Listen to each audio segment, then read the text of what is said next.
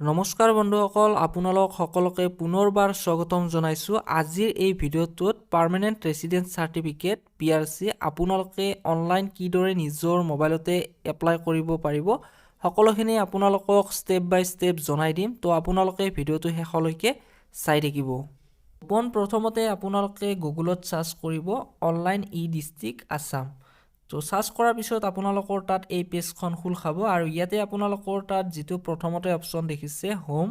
government of Assam India তো ইয়াতে আপোনালোকে ক্লিক কৰি দিব তো ক্লিক কৰাৰ পাছত আপোনালোকৰ তাত এখন নতুন পেজ খুল খাব আৰু ইয়াতে আপোনালোকে দেখা পাইছে please create account in state portal for district citizen registration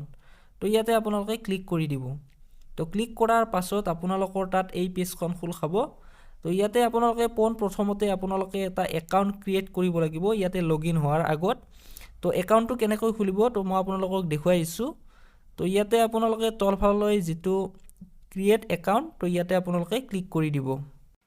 তো ক্লিক কৰাৰ পাছত আপোনালোকৰ তাত এই পেজখন খুল খাব আৰু ইয়াতে আপোনালোকৰ প্ৰথমতে নিজৰ নামটো দিব লাগিব ফাৰ্ষ্ট নেম আৰু যদিহে আপোনালোকৰ মিডল নেম আছে তেনেহলে ইয়াতে দিব লাগিব আৰু লাষ্ট নেমটো আপোনালোকে ইয়াতে ভৰাই দিব দি আপোনালোকে স্ক্ৰিন নেম এটা ইয়াতে দিব লাগিব আৰু এই যেটো স্ক্ৰিন নেম তো হেতু আপোনালোকে মনত ৰাখিব আৰু নোটপ্যাডত আপোনালোকে ৰেখি ৰাখিব এটো তো পিছত প্ৰয়োজন হ'ব আৰু ক'ত প্ৰয়োজন হয় সেইখিনি মই আপোনালোকক জনাই দিম তাৰ পিছত আপোনালোকে এটা ইমেইল আইডি দিব এটো তাৰ পিছত ইয়াতে জেন্ডাৰটো আপোনালোকে সিলেক্ট কৰিব তাৰ পিছত ডেট অফ বাৰ্থটো ইয়াতে দি দিব এটো সিলেক্ট কৰি তো মোবাইল নম্বৰ এটা ইয়াতে দি আপোনালোকে এই ক্যাপচা কোডটো ইয়াতে ভৰাই দিব ভৰাই দি আপোনালোকে তলফাললৈ আপোনালোকে যেটো সেভ অপচন দেখা পাইছে তো এই অপচনটোত আপোনালোকে ক্লিক কৰি দিব তো ক্লিক কৰাৰ পাছত এই পেজখন খুল খাব আৰু ইয়াতে আপোনালোকৰ পাসওয়াৰ্ডটো শো কৰিব আৰু এইখিনিত আপোনালোকৰ যেটো ইমেইল আইডি দিছিলে তো সেই ইমেইলটো ইয়াতে শো কৰিব তো আপোনালোকৰ সেই ইমেইলটো লৈ এটা পাসওয়াৰ্ড যাব আৰু সেই পাসওয়াৰ্ডটো আপোনালোকে ইয়াতে ভৰাব লাগিব আৰু ইয়াতে সাইন ইনত ক্লিক কৰিব লাগিব তো ক্লিক কৰাৰ পাছত এই পেজখন খুল খাব আৰু ইয়াতে আপোনালোকে এটা পাসওয়াৰ্ড দিব লাগিব ধৰিলওক আপোনাৰ নামটো ৰাহুল তেনেহলে আপোনালোকে ইয়াতে ৰাহুল বুলি লিখি তাৰ পিছত ইয়াতে এডাৰেট দি দিব তাৰ পিছত 1 2 3 তো এনেকুৱা ধৰণে আপোনালোকে পাসওয়াৰ্ডটো বনাই ল'ব তো সেই পাসওয়াৰ্ডটো আপোনালোকে পুনৰবাৰ ইয়াতেও দি দিব দি আপোনালোকে সেভ অপচনটোত ক্লিক কৰি দিব তো ক্লিক কৰাৰ পাছত এই পেজখন খুল খাব আৰু ইয়াতে আপোনালোকক এটা কোৱেশ্চন সোধা হৈছে এইখিনিত আপোনালোকে ক্লিক কৰি দিব তো ক্লিক কৰাৰ পাছত আপোনালোকৰ father's middle name library card number নহলে আপোনালোকৰ ফাৰ্ষ্ট ফোন নম্বৰ নহলে ফাৰ্ষ্ট টিচাৰ নেম তো যিকোনো আপোনালোকে এটা ইয়াতে সিলেক্ট কৰি ল'ব তো মই ফাৰ্ষ্ট ফোন নম্বৰটো সিলেক্ট কৰি লম আৰু সেই ফোন নম্বৰটো মই ইয়াতে দি সেভ অপচনত ক্লিক কৰি দিম তাৰ পিছত আপোনালোকৰ তাত এই পেজখন খুল খাব তো ইয়াতে লিখা আছে click here to district service registration তো এইখিনিত আপোনালোকে ক্লিক কৰি দিব তো ক্লিক কৰাৰ পাছত এই পেজখন খুল খাব আৰু ইয়াতে আপোনাৰ নামটো দিব আৰু এইখিনিত আপোনালোকৰ এড্ৰেছটো ভৰাই দিব আৰু ইয়াতে ষ্টেটটো লিখি দিব তাৰ পিছত আপোনালোকে ইয়াতে ডিস্ট্ৰিক্টখন সিলেক্ট কৰিব আপোনালোকৰ যিখন ডিস্ট্ৰিক্ট হয় আৰু ইয়াতে পিন নম্বৰটো দিব আৰু আধাৰ নম্বৰটো ইয়াতে ভৰাই দিব যদিহে আপোনালোকৰ আধাৰ নম্বৰ নাই তেনেহলে আপোনালোকে পান কাৰ্ডৰ যেটো নম্বৰ ইয়াতে ভৰাই দিব নহলে যেটো ভোটাৰ আইডিৰ নম্বৰ হেতু ইয়াতে ভৰাই দিব আৰু ইয়াতে আপোনালোকে এটা মোবাইল নম্বৰ ভৰাই দিব দি আপোনালোকে ইয়াতে জেনাৰেট ওটিপিত ক্লিক কৰি দিব তো ক্লিক কৰাৰ পাছত আপোনালোকৰ সেই মোবাইল নম্বৰটোৰ এটা ওটিপি যাব আৰু সেই ওটিপিটো আপোনালোকে ইয়াতে ভৰাই আৰু ইয়াতে যেটো ক্যাপচা কোড দেখা পাইছে তো সেই ক্যাপচা কোডটো আপোনালোকে ইয়াতে ভৰাই দিব দি ৰেজিষ্টাৰ যেটো অপচন ইয়াতে ক্লিক কৰি দিব তাৰ পিছত আপোনাৰ যেটো একাউন্ট হেতু সাকসেসফুল হৈ যাব তাৰ পিছত আপোনালোকে বেক আহিব আৰু ইয়াতে আপোনালোকে গভৰ্নমেন্ট সাৰ্ভিস তো এই অপচনটোত ক্লিক কৰি দিব তো ক্লিক কৰাৰ পাছত এই পেজখন খুল খাব আৰু ইয়াতে আপোনালোকে যেটো ইমেইল আইডি ৰেজিষ্টাৰ কৰিছিল তো সেই ইমেইল আইডিটো ইয়াতে ভৰাই দিব আৰু ইয়াতে যেটো স্ক্ৰিন নেম মই যেটো আপোনালোকক নোট কৰি ৰাখিব কৈছিলো তো সেই স্ক্ৰিন নেমটো আপোনালোকে ইয়াতে ভৰাই লগইন অপচনটোত ক্লিক কৰি দিব ক্লিক কৰাৰ পাছত এই পেজখন খুল খাব আৰু ইয়াতে আপোনালোকে পাৰ্মানেন্ট ৰেসিডেন্ট সাৰ্টিফিকেট সিলেক্ট কৰিব লাগিব তো ইয়াতে তলফাললৈ আহিব আপোনালোকে তো এইখিনিতে আপোনালোকে দেখা পাব পাৰ্মানেন্ট ৰেসিডেন্ট সাৰ্টিফিকেট তো ইয়াতে আপোনালোকে সিলেক্ট কৰি ল'ব সিলেক্ট কৰি লৈ আপোনালোকে ইয়াতে গো অপচনটোত ক্লিক কৰি দিব তো ক্লিক কৰাৰ পাছত আপোনালোকৰ তাত এনেকুৱা কৈ আহিব আৰু ইয়াতে আপোনালোকে দেখা পাইছে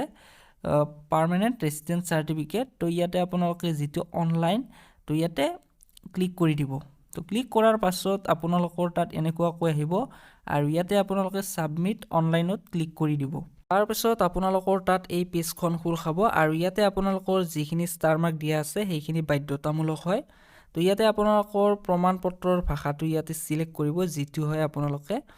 তো মই ইয়াতে ইংলিশটো সিলেক্ট কৰিছো তাৰ পিছত আপোনালোকে ইয়াতে নিজৰ নামটো ভৰাই দিব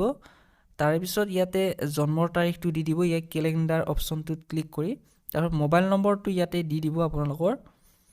তাৰ পিছত ইয়াতে যদিহে আপোনালোকৰ পাসপোৰ্ট নম্বৰ আছে তেনেহলে ইয়াতে দিব নহলে ইয়াতে যেহেতু ষ্টাৰ মাৰ্ক নাই হেতু নেদিলেও কোনো কথা নাই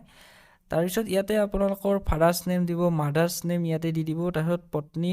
পত্নীৰ নাম দিব যদিহে আপোনালোকে বিবাহিত তাৰ পিছত আপোনালোকে ইয়াতে আধাৰ নম্বৰটো দি দিব যদিহে আছে তাৰপিছত ইয়াতে পান নম্বৰটো দিব পাৰে ইমেইল আইডিটো ইয়াতে দি দিব আৰু ইয়াতে আপোনালোকে পাৰ্মানেন্ট এড্ৰেছ ঠাই ঠিকনাখিনি দিব লাগিব তো ইয়াতে ইন্ডিয়া আসাম এইখিনি সিলেক্ট কৰাই আছে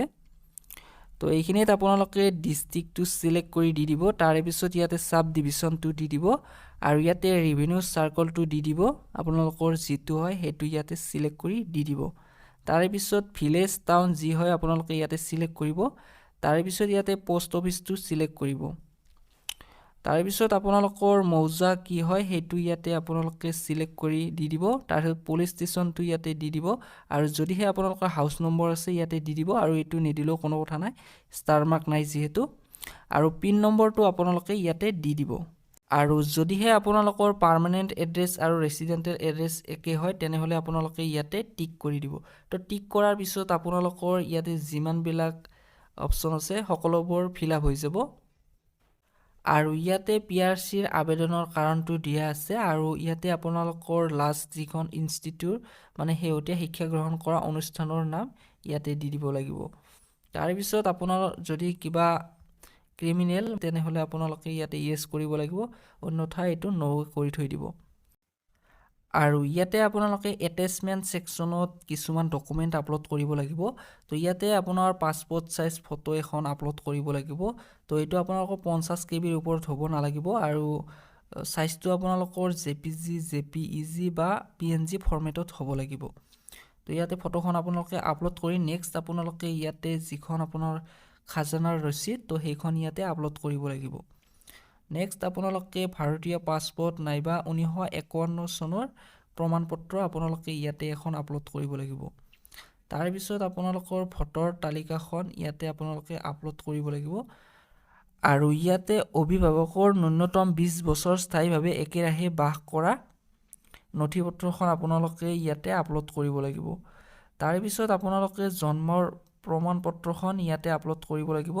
তাৰ পিছত যিখন আপোনালোকৰ HSLC সাৰ্টিফিকেট বা এডমিট কাৰ্ড সেইখন আপোনালোকে ইয়াতে আপলোড কৰিব লাগিব তাৰ পিছত আপোনালোকৰ সম্পৰ্কীয় যিকোনো মানে সদস্যৰ স্থায়ী বাসিন্দাৰ প্ৰমাণপত্ৰখন আপোনালোকে ইয়াতে আপলোড কৰিব লাগিব যদিহে আছে যেহেতু ইয়াতে ষ্টাৰ মাৰ্ক নাই তো এটো আপলোড নকৰিলেও কোনো কথা নাই তাৰ পিছত আপোনালোকে যদিহে কিবা কাৰ্য বা নিৰ্বাহ কৰি থকা কৰ্মক্ষেত্ৰৰ নিয়োগকৰ্তাৰ পৰা নিয়োগ সম্পৰ্কীয় প্ৰমাণপত্ৰ যদিহে আছে না আপোনালোকে ইয়াতে আপলোড কৰিব পাৰিব তো এটো যদি আছে প্ৰয়োজ্য হ'ব তো এটো নিদিলেও কোনো কথা নাই কাৰণ ইয়াতে ষ্টাৰ মাৰ্কটো নাই তাৰ পিছত আপোনালোকে ইয়াতে ইউজাৰ ফৰ্মখন সংলগ্ন কৰিব লাগিব ইয়াতে আপলোড কৰিব লাগিব তো ইউজাৰ ফৰ্মখন আপোনালোকে মই এই ভিডিওৰ ডেসক্ৰিপচনত আপোনালোকক লিংকটো দি দিম তাত গৈ আপোনালোকে ডাউনলোড কৰি ল'ব তো সেইখন ফিল আপ কৰি আপোনালোকে ইয়াতে আপলোড কৰি দিব আৰু নেক্সট আপোনালোকে ইয়াতে ভোটাৰ কাৰ্ড আধাৰ কাৰ্ড তাৰ পিছত ৰেশন কাৰ্ড ইলেক্ট্ৰিচিটি বিল তো এনেকুৱা ধৰণৰ এই ডকুমেন্টৰ ভিতৰত এখন আপোনালোকে ইয়াতে আপলোড কৰিব লাগিব তাৰ পিছত আপোনালোকে ইয়াতে নম্বৰ অফ পেজ তো কিমান নম্বৰ আমি আপোনালোকে প্ৰিন্ট কৰিছে হেতু ইয়াতে দিব লাগিব আৰু পেজ স্ক্যান তো ইয়াতে কিখন আপোনালোকে পেজ স্ক্যান কৰিছে হেতু ইয়াতে দি এই যেটো ক্যাপচা কোড হেতু আপোনালোকে ইয়াতে ভৰাই দিব দি আপোনালোকে তলফাললৈ আহিব আৰু ইয়াতে প্ৰিভিউ যেটো অপচন হেতু ক্লিক কৰিব নহলে আপোনালোকে সাবমিট অপচনটো তো ক্লিক কৰি দিব পাৰে ক্লিক কৰাৰ পাছত আপোনালোকৰ তাত এই পেজখন খুল খাব আৰু ইয়াতে আপোনালোকে 30 টকা এটা পে কৰিব লাগিব তো ইয়াতে পে অপচনটোত ক্লিক কৰি দিব